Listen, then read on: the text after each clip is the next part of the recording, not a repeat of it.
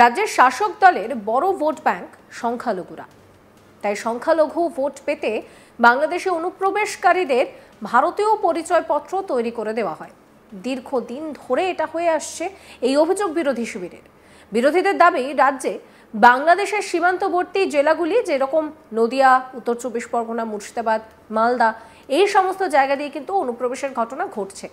নদিয়ায় একের পর এক বাংলাদেশি অনুপ্রবেশকারী গ্রেফতার হচ্ছে। তাহলে প্রশ্ন উঠছে যে এই নদিয়াটাই কি রুট, আর এই রুট দিয়েই কি ভোটের আগে রাজ্যে জনতার মধ্যে মিশে যাচ্ছে বাংলাদেশি শামীম, মুরাদ, ফারজানা মোল্লারা? এই প্রশ্নই উঠতে শুরু করেছে। ফের পুলিশের হাতে গ্রেফতার 10 বাংলাদেশি অনুপ্রবেশকারী। সূত্রের খবর, বাংলাদেশে ফিরে যাওয়ার চেষ্টা করলে নদিয়ার ধানতলা থানার পুলিশের একটি বিশেষ টিম অভিযান চালিয়ে এই বাংলাদেশি অনুপ্রবেশকারীদের গ্রেফতার করে।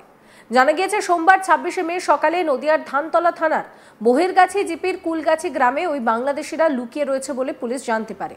এরপর পুলিশের একটি বিশেষ টিম অভিযান চালিয়ে গ্রেফতার করে প্রত্যেক বাংলাদেশি নাগরিকদের। পুলিশ তাদের কাছ থেকে জানতে পারে যে গত 1 বছর আগে তারা ভারতীয় দালালের সহযোগিতায় ভারতের ভূখণ্ডে ঢুকে কর্মসূত্রে গুজরাটে চলে যায়।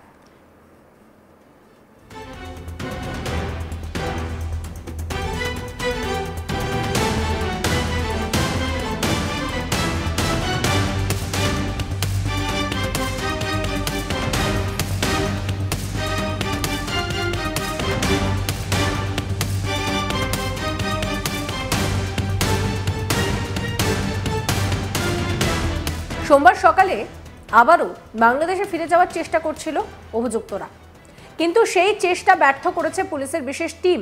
অন্যদিকে ভারতীয় যে দালালের সহযোগিতায় বাংলাদেশিরা গা ঢাকা দিয়েছিল, সেই দালালের খোঁজে চলছে পুলিশের তরফে অভিযান।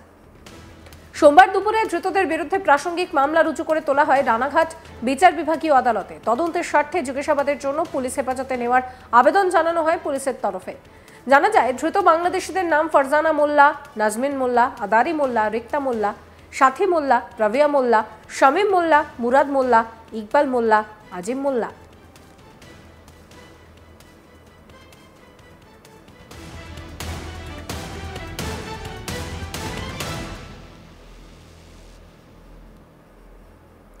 প্রাসঙ্গিকভাবে রানাঘাট জেলা পুলিশের অতি সক্রিয়তার জন্য ধরা পড়েছে একের পর এক বাংলাদেশি অনুপ্রবেশকারী।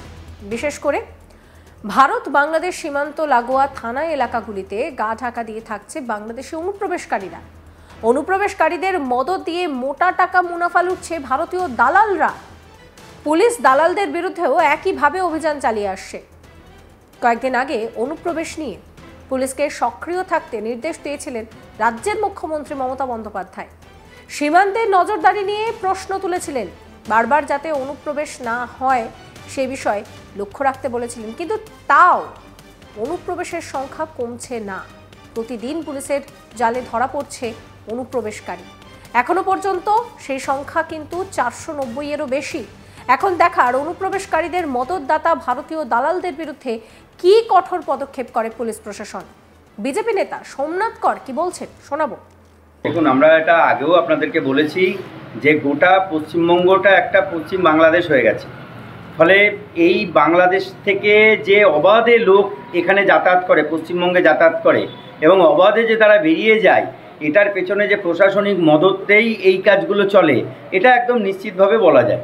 তার কারণ আপনি দেখবেন যে এই বেশিরভাগ যেগুলো ধরা পড়ছে সেগুলো প্রায় রিমোট এরিয়া এবং ওই আপনার ওই যে কাঁটাতার লাগোয়া যে অঞ্চলগুলো আছে, বিশেষ করে প্রান্তিক এলাকাগুলো আছে, সেই সমস্ত প্রান্তিক এলাকাগুলোতে কিন্তু এদের বসবাস বেশি।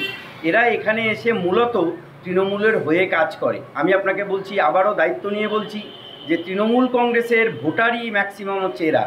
যারা ধরা পড়ছে তাদেরকে একটু ডিটেলসটা একটু জেনে নিন, জেনে নিলেই আপনি দেখতে পারবেন যে তাদেরও এখানে সমস্ত কাগজপত্র, তারা অবৈধভাবে এখানে যে শাসক দলের যে সমস্ত নেতা আছে তাদেরকে ধরে এবং প্রশাসনের লোকজনদের টাকা খাইয়ে এই সমস্ত কাগজপত্র তারা এখানে করে নিয়েছে। তারা আদতে বাংলাদেশের ভোটার, আবার তারা এখানে পশ্চিমবঙ্গের ভোটার। এইভাবে ভুতুড়ে ভোটার এবং ভুয়ো ভোটারে ভোট করিয়ে পশ্চিমবঙ্গে আজকে মুখ্যমন্ত্রী মমতা বন্দ্যোপাধ্যায় ক্ষমতায় টিকে আছে। আমরা বলছি যে এই সার্চিং যত বেশি চলবে, এই ধরপাকড় যত বেশি চলবে, তত তৃণমূল কংগ্রেসের সরকারের পতন অবশ্যম্ভাবী হয়ে পড়বে। মানে এইখানে এসে ডুপ্লিকেটভাবে ভোটার আধার কার্ড বানাচ্ছে, এগুলো তো প্রশাসনের দেখা নিশ্চিতভাবে। দেখুন, সর্ষের মধ্যে যদি ভূত থাকে তাহলে আপনি সর্ষে দিয়ে ভূত ঝাড়াতে পারবেন না। ঠিক এই একই রকমভাবে প্রশাসনের কর্তা ব্যক্তিরা যদি অর্থের বিনিময়ে আজকে এদের কাগজপত্র করে দেয়, এদের যদি থাকার সুনিশ্চিত নিরাপত্তা করে দেয়, আজকে আপনারা আপনি মানে নিশ্চিতভাবে এটুকু জেনে রাখুন যে বাংলাদেশ থেকে যারা আছে তাদের এখানে আশ্রয়দাতা এই পশ্চিমবঙ্গেই আছে লুকিয়ে। তারাই এখানে তাদেরকে আশ্রয় দিচ্ছে, বিভিন্ন জায়গায় বাড়ি ভাড়া দিচ্ছে, তাদের কোনো না কোনো ঠিকানার ব্যবস্থা করে দিচ্ছে। তো এগুলো কাদের মদতে চলছে? প্রশাসন যদি মদত না করে, প্রশাসনের লোকজন, পুলিশ প্রশাসন এবং বিশেষ করে আপনার আপনার বিডিও, এসডিও, ডিএম এই লেভেলে যদি মানে লোকজন না থাকে, তাহলে এইভাবে কখনো হতে পারে না। এইরকম একটা দেশ থেকে আরেকটা দেশে এসে এইভাবে পাড়ি জমাতে পারে না এত দ্রুত, যদি প্রশাসনের মদত না থাকে। ইমিডিয়েট উচিত আমার মনে হয় যে, আমরা যেটা আবারও বলেছি যে আপনার 50 কিলোমিটার সীমান্তবর্তী এলাকা থেকে যে 50 কিলোমিটার এলাকা, সেটা বিএসএফের দায়িত্বে চলে আসা উচিত, যেটা মমতা ব্যানার্জি বিরোধিতা করছেন।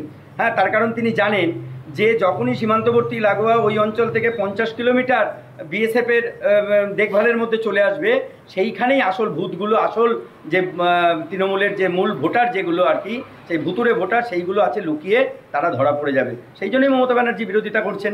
এখানে কি একটা বড় অর্থের একটা কারবারি চলে? বিশাল বড় একটা অর্থের চক্র আছে, যেখান থেকে বাংলাদেশের যে টাকা পয়সা এনে এইখানে টাকা পয়সার বিনিময়ে আজকে এই বিরাট চক্র চলছে, যে চক্রের মধ্যে প্রশাসনের মাথা ব্যক্তিরা, এবং আমি বলবো যে সবথেকে বড় কথা, একেবারে কালীঘাট থেকে শুরু করে আপনার সুন্দরবন থেকে শুরু করে উত্তরবঙ্গ পর্যন্ত যত ছোট বড় মেজো নেতা আছে শাসক দলের, তৃণমূল কংগ্রেসের এই নেতৃত্ব এখানে সবসময় আগে জড়িত আছে। আপনি তদন্ত করলে এটা জানতে পারবেন। তৃণমূল একটা অভিযোগ তুলছেন যে এদের কাছে ভিসা নেই, পাসপোর্ট নেই, মূলত সীমান্তবর্তী এলাকায় কেন্দ্র তত্ত্বাধীন নিরাপত্তা রক্ষীরা পাহারা দেয়।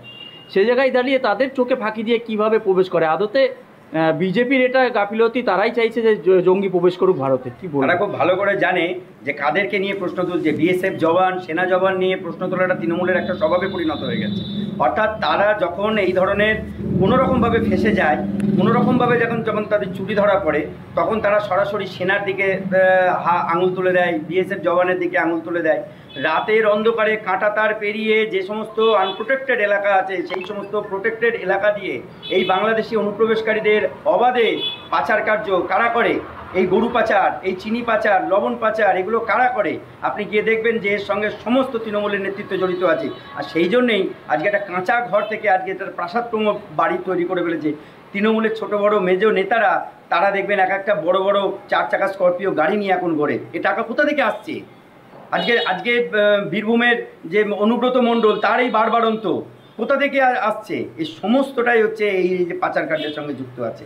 এগুলো তো ধরাও পড়েছে, দেখেছেন, দীর্ঘদিন জেল কেটেছে তৃণমূলের একাধিক নেতা, মন্ত্রী, সমস্ত সব জেলে আছে। এরপরেও তৃণমূল কংগ্রেস এই বিষয় নিয়ে কথা বলে কোন অধিকারে আমি জানি না। সমস্ত খবরের আপডেটের জন্য আপনাদের নজর থাকুক আজ তাক বাংলায়। চ্যানেলটিকে সাবস্ক্রাইব করবেন, নোটিফিকেশন পেতে বেল আইকনে ক্লিক করবেন, ফলো করতে ভুলবেন না আজ তাক বাংলার হোয়াটসঅ্যাপ চ্যানেলও।